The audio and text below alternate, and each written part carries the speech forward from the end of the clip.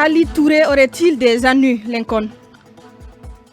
Comme Yaya le disait, ces derniers temps, la toile a fait sa fête avec beaucoup de révélations, mais très malheureusement qui ne se sont pas avérées réelles, puisque on parlait tout à l'heure du cas de Yaya So qui a démenti, mais c'était aussi ce week-end le cas du procureur Ali Touré. Quand la nouvelle est tombée, moi j'ai essayé de échanger avec le monsieur, mais il était étonné, il m'a dit mais à l'heure où tu m'appelles, je suis dans mon salon, je suis le match Argentine, je ne sais pas quel pays pour la Coupe du Monde, je suis étonné, j'ai tous mes documents de voyage, je n'ai aucun problème, donc je suis simplement étonné parce que j'ai pas de problème.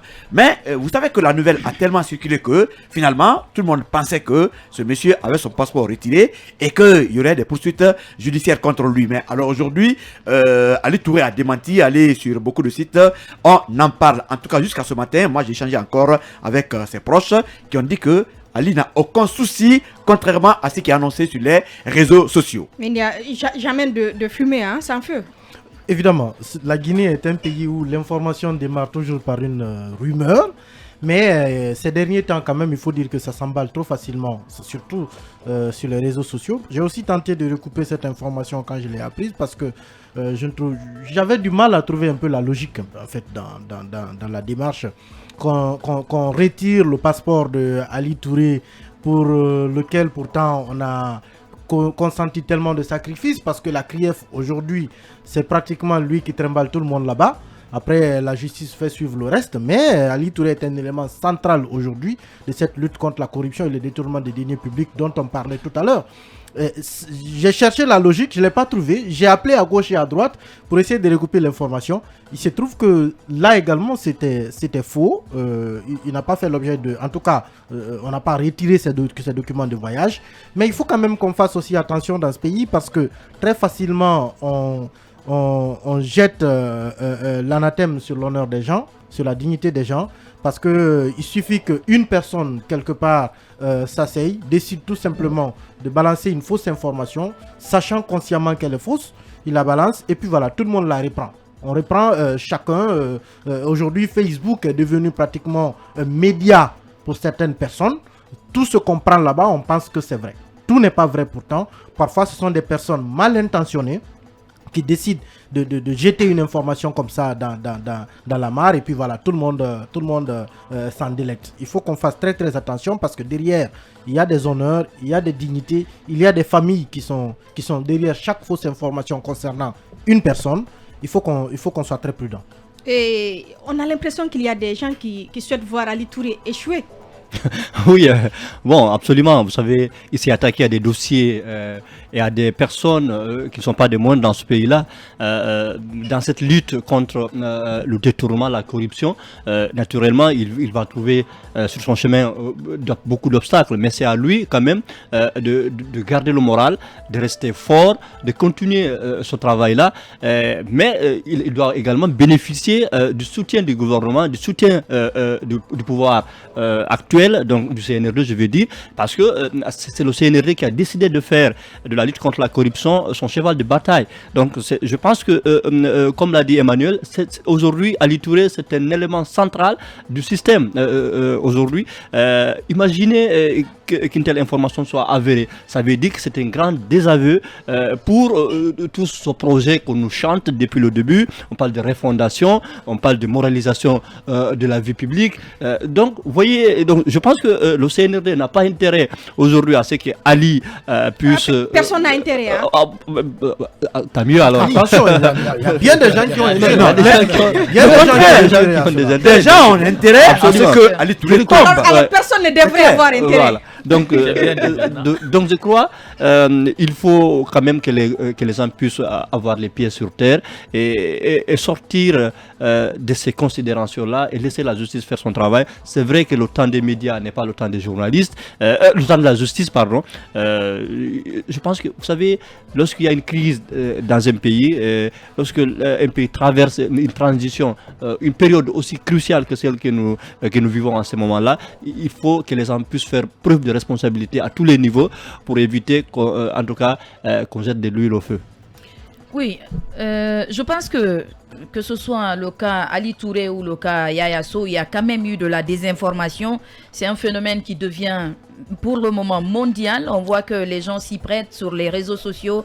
Mais ce qui est beaucoup plus inquiétant, c'est le fait que les médias y contribuent, puisque le plus souvent, nous remarquons que les médias eux-mêmes contribuent à enflammer ces désinformations sur les réseaux sociaux, parce que nous avons vu ici des médias relayer des propos des blogueurs qui ont quand même publié quelque chose sur leur page personnelle. Ils viennent, ils en font des articles sans même vérifier la situation. Je pense que ça, c'est un phénomène qui peut quand même impacter même le développement d'un pays.